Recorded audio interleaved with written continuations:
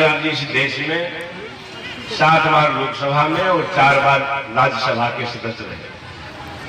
शरद यादव जी सबसे कम उम्र के जबलपुर से एमपी हुए और जब आपातकाल लागू हुआ, जन विरोधी काम हुए, इस देश में पहला व्यक्ति शरद यादव जी है जो 6 महीना के अंदर इन्होंने इस्तीफा दिया। दूसरा किसी ने आज तक इस्तीफा नहीं दिया उस सवाल पर, जन सरोकार के सवाल पर और लोक लाज के सवाल पर शरद यादव ने जितनी बार इस्तीफा दिया है इस देश में किसी ने नहीं दिया है।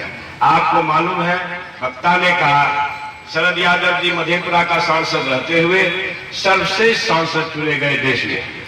या आदरणीय शरद यादव जी हमारे कोसीवासी मधेपुरा वासी का गौरव और मस्तक ऊंचा हुआ कि आप जैसा नेता इस देश में अकेला भी खड़ा रहता है लोकसभा में तो लगता है शासन डोल रहा है। इसलिए आपने हमारा मान बढ़ाया है, हमारा गौरव बढ़ाया है।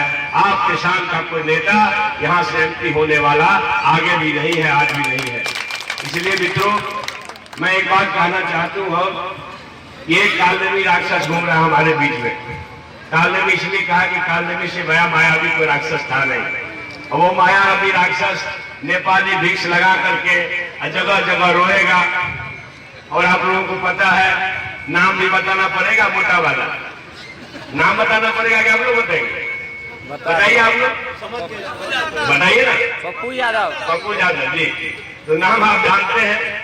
कभी कहते हैं हम अपने दम पर जीतता हूं, कभी कहते हैं लालू यादव का दोनों पुत्र जीत जाएगा तो संन्यास ले लूंगा, मगर संन्यास लेते नहीं है। कभी कहते हैं फलाना खराब है, चिढ़ाना खराब है, समाज के स्तर पर को खराब कहा। और हाल में आपके पास वीडियो गया होगा, उन्होंने कहा कि जनता कुकर्मी है। आपको अगर मौका ना है, समय कम है ना, तो वीडियो दिखा देता। जनता कुकर्मी है, जनता चोर है, उससे बड़ा कुकर्मी कोई नहीं होता है।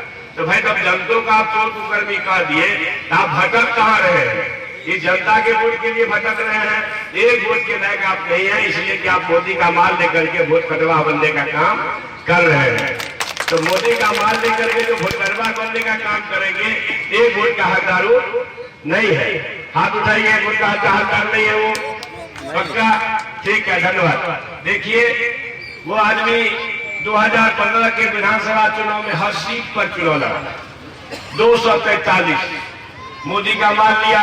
कहा होगा कि हम महागठबंधन को बर्बाद कर देंगे। माल अभी खत्म नहीं हुआ।